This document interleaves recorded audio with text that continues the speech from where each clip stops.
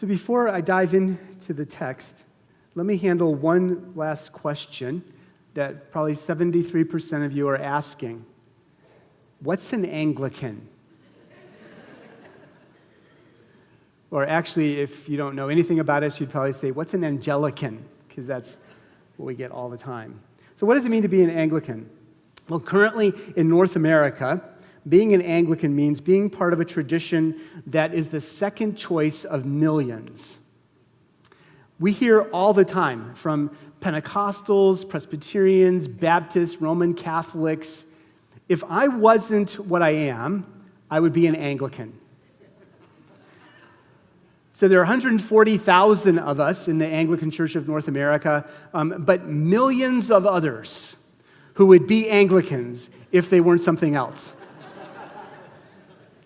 Yeah, we are like the bridesmaid denomination. In fact, evangelical seminaries all over the country, Methodist seminaries, Presbyterian seminaries, Reformed seminaries, Baptist seminaries, non-denominational seminaries are setting up Anglican tracks for us. So they're going to bring some Anglicans in to teach a few Anglican courses because if they weren't what they are, they would be Anglican. So just to put that in context, there are 140,000 of us, Anglicans in Anglican Church in North America. There are twice as many Quakers. I know of no Quaker track that any seminary is creating. Like, if only we could get the Quakers to come to our seminary, right? So we are everybody's second favorite denomination. Now, historically, being an Anglican meant being part of a tradition that sent missionaries to the ends of the earth. In the 19th century, thousands of missionaries were sent from England, many of whom died as martyrs in places like Uganda and Melanesia and Micronesia. Some even died of starvation due to shipwreck in places like Tierra del Fuego at the tip of South America. Being an Anglican has meant being part of a tradition that was the spiritual launching pad for the Wesley brothers. We launched them because we wouldn't let them preach in our churches. So this isn't some great, accomplishment of Anglicans that we actually started the Wesley movement, because we started it by saying no thank you to the Wesleys.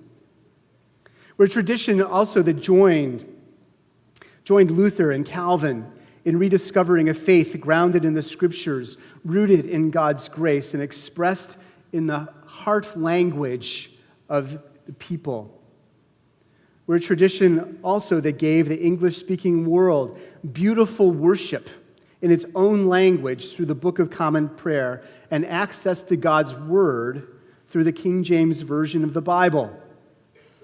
You're welcome.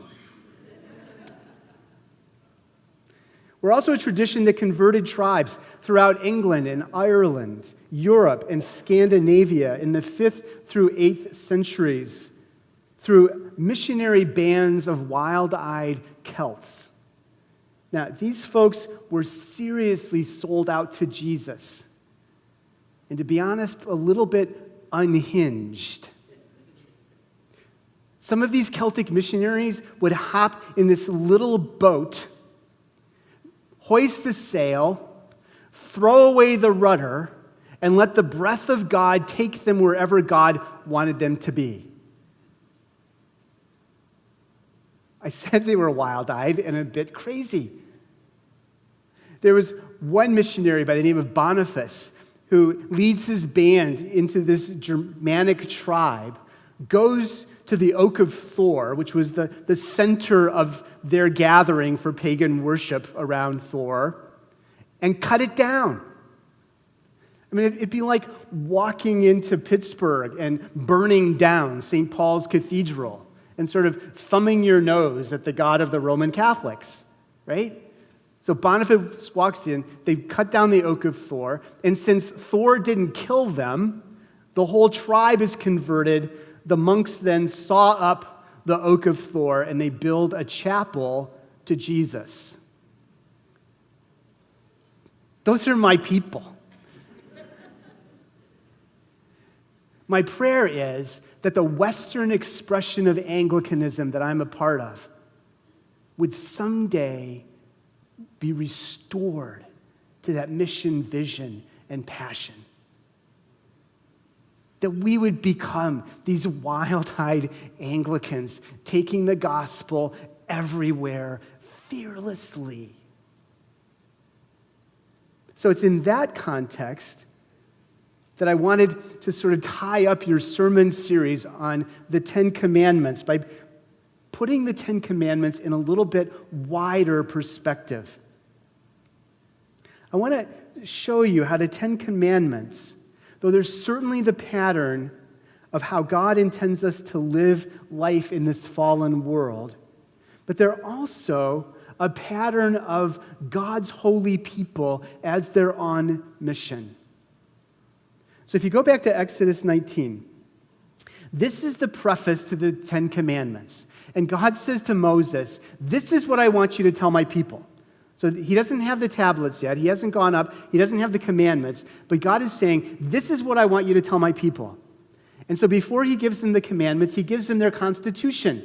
And he says, this is your constitution. The constitution is, of all of the peoples, of all of these culturally, linguistically distinct groups of people that you've lived among, you will be my treasured possession. I will have a special relationship with you. And if you will obey my commandments, and if you'll do what I tell you, then you will be to me a holy nation and a kingdom of priests. Now, the holy nation part's fairly easy for us to get because he's about to give them 10 commandments. He's about to say, this is the shape of life I want you to live. I want you to live a life that's centered first and foremost around your relationship with me, and then you're going to live a life whereby you're not going to do anything to somebody else that you wouldn't want them to do to you. Right? That's basically the 10 commandments. But God sets it in a different context. It's not just a holy nation, but you're also a kingdom of priests. Now, what does that mean? Well, in the Old Testament, priests did two things. Priests taught the people, and priests offered sacrifice on behalf of the people. So they had this mediating relationship between God and his people. Now, if you want to see what God thinks of priests doing their job badly, you can look at Malachi 1 and 2, where God has some pretty strong things to say to the priests. And basically what he's really ticked off about is that the priests didn't teach the people what he had given them to teach. So that means that the priests, that Aaron could have received his anointing, his consecration as a priest, and he could have said, okay, I'm going to be a holy people, and I'm going to make sure that all of my descendants are holy people, and we're not going to do anything that's not holy. We're not going to rub shoulders with anybody that's not holy. We're just going to come over here, we're going to huddle together, and we're going to preserve our holiness by not touching people who aren't holy. Now imagine how that scene would go, the great white throne judgment, and he's standing before Jesus, and Aaron says, just want you to know, I was really holy. And what would Jesus say?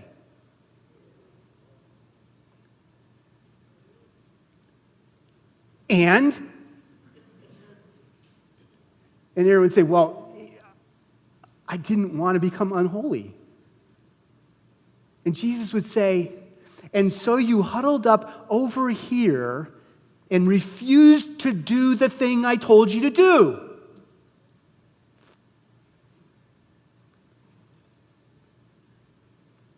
You were supposed to rub shoulders with people who are bringing their sin sacrifice. You were supposed to rub shoulders with people who didn't understand the law and therefore were breaking it. It was your job, Aaron, to tell the people how to live. I don't think it would go well for Aaron in that moment. And so Yahweh says to Moses, you as a whole people are a kingdom of priests. Which raises the question, who are they supposed to do priestly ministry for? Or for you English majors, for whom will they be doing priestly ministry? Well, priests didn't offer sacrifices for other priests. If a priest sinned, the law was pretty clear. The priest brought a sacrifice and offered the sacrifice for his own sin. And so if you're a kingdom of priests, you're not doing priestly ministry for each other. This isn't a holy huddle over here. Who are you doing priestly ministry for? The nations, the peoples, the folks in whose midst you are a treasured possession. You're going to have a special relationship with me, God says to Moses and to his people. And because of that treasure, you're my treasured possession, because of that special relationship, you will be a holy people set apart to do my work, living out this pattern of life that I'm about to give you, and doing priestly ministry on behalf of the nations. You are the mediators of the covenant for the nations. You are to be the ones who are offering prayer on behalf of the nations and telling the nations about me. That is the call of the people of God. Now, interestingly, if you fast forward a couple thousand years to Peter, Peter says this, 1 Peter 2:9.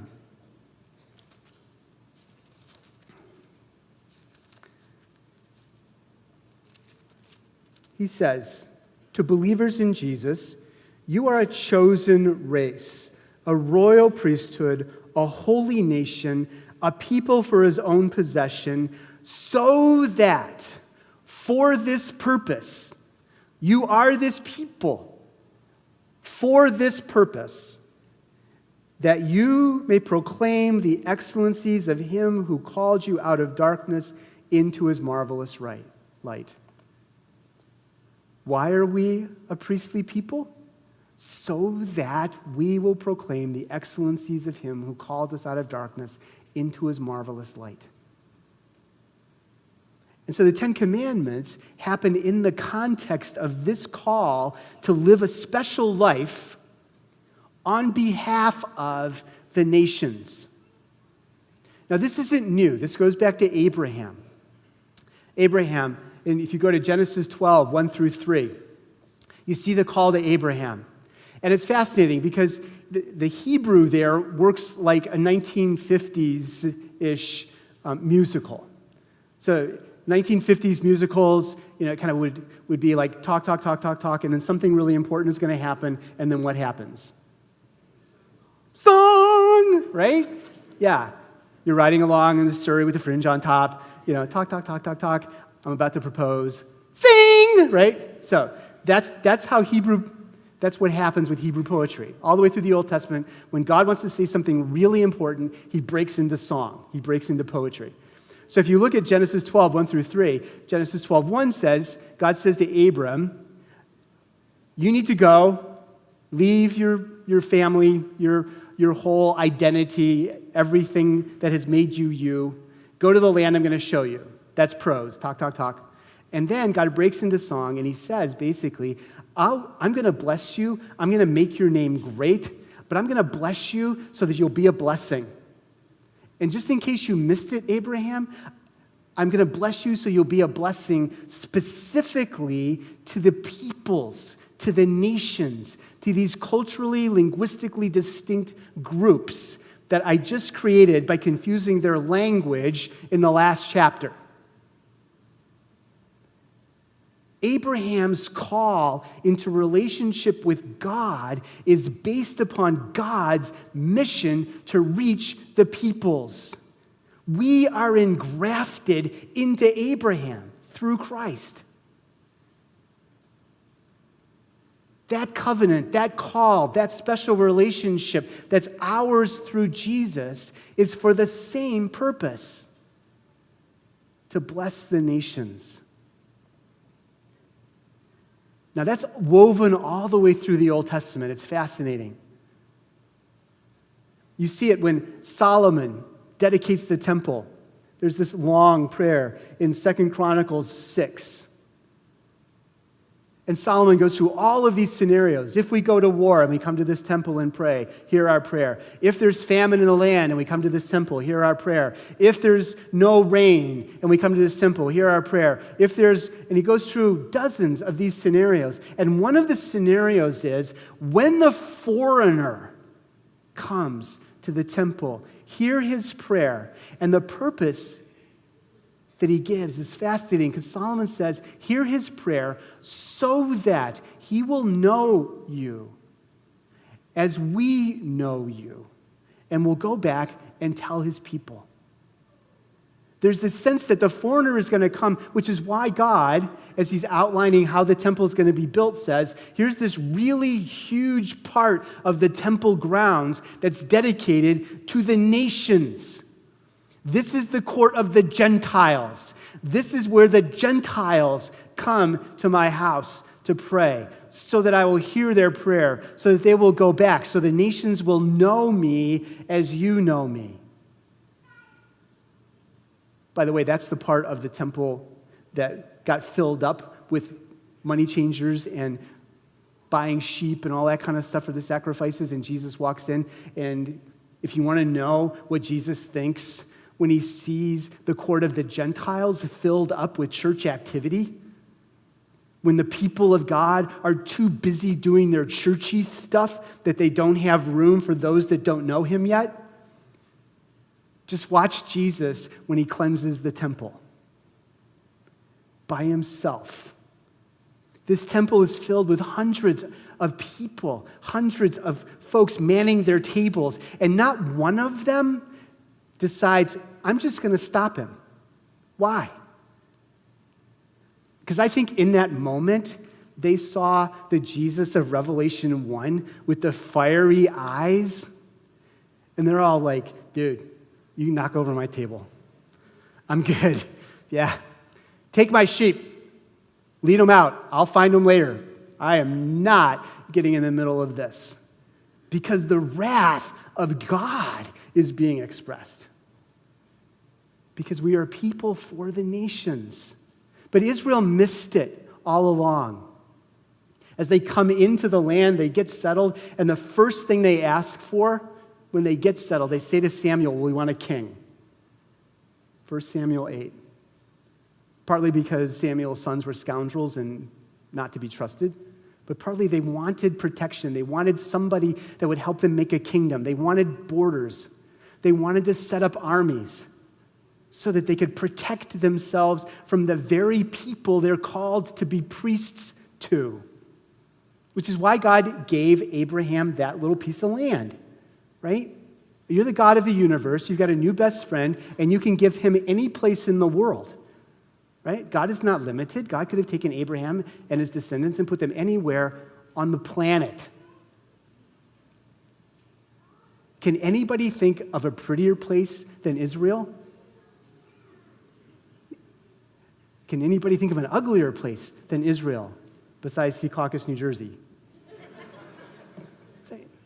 God gave Abraham this little spit of land that forever was going to be the powers in the north, whether it was the Hittites or the Assyrians or the Babylonians or the Medes, the Persians, the Greeks, the Romans. There was always going to be a power from the north coming down and a power of the south, whether it was Ethiopia or Egypt, coming up. There was always going to be soldiers and merchants tromping through that land, and it's set between the sea and the desert, which in an Israelite understanding is between utter chaos, which is the sea. Israel never had a navy.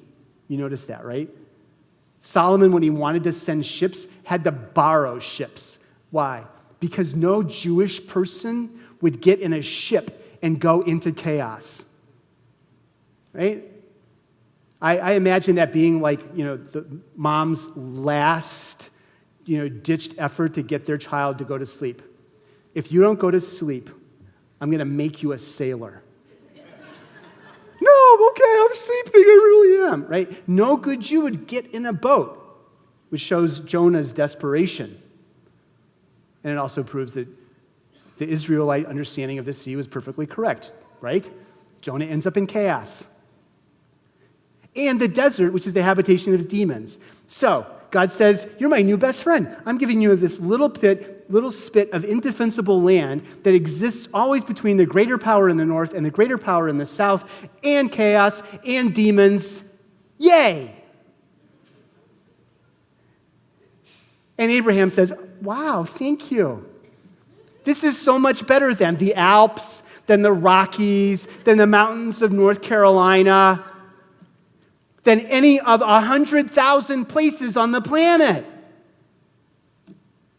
Unless you're going to be a kingdom of priests, reaching the soldiers and the merchants that are constantly tromping through your territory.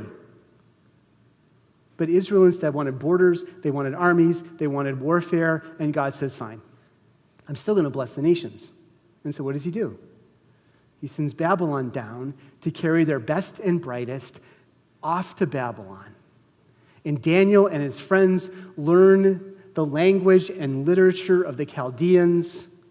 They speak into the life of that whole culture, and Daniel leaves behind a prophetic book. And astrologers, hundreds of years later, reading that book and reading the stars, find out that the King of the Jews has been born. And because they had the book, and because they saw the stars, they got on camels, took a 6-month camel journey, which I can't even imagine, to go see the King of the Jews, who's just been born. Now, in that cultural context, it would be like you getting a postcard saying that the mayor of 84, Pennsylvania, is going to be inducted on May 13th at 9 o'clock in the morning. And what would you do with that postcard? Well, you would run to your calendar and say, May 13th, circle it in red, put the time down, and make plans to jump on your camel and ride 900 miles on the back of a camel to see the mayor of 84 being inducted, right? No. Why would you go see the King of the Jews? The Jews are some nondescript people stuck in the backwater of the Roman Empire, despised by everybody around them. Why would you do that? Because God blessed the nations with a guy named Daniel who was there because the Jews refused to be priests to the nations. And God said, you will be priests to the nations. And Daniel ended up in Babylon, left the prophecy. The astrologers come and they meet Jesus.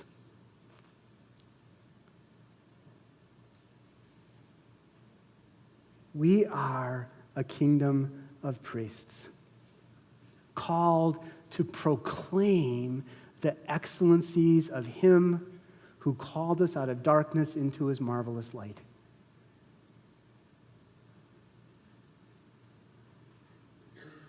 Do you know how the Irish received the gospel?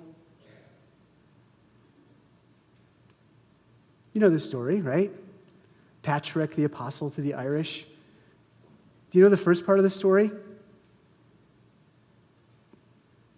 Patrick, who's carried away by Irish pirates one night as a teenager and forced to watch the flocks of the Irish. Do you know why that happened? Because the people in Patrick's village, in Patrick's area in Wales, hated the Irish and refused to go across the little strait into Ireland to take them to gospel. And so what did God do? He sends pirates to get a missionary. And he shapes the missionary by tending sheep in this hated people group. And then when he escapes, God calls him back to be a bishop missionary. A Celt. An Anglican.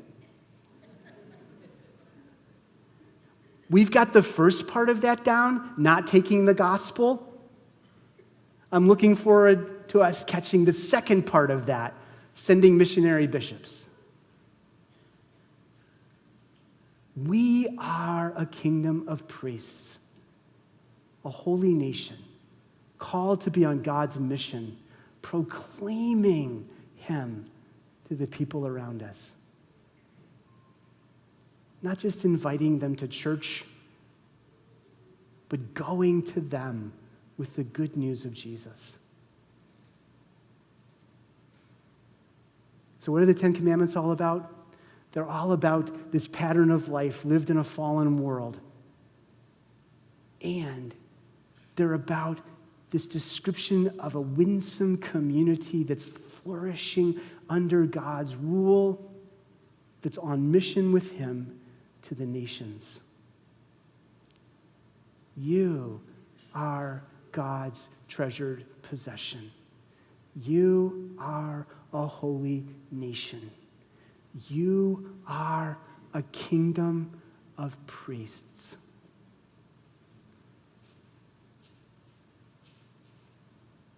Let's be all that God has called us to be.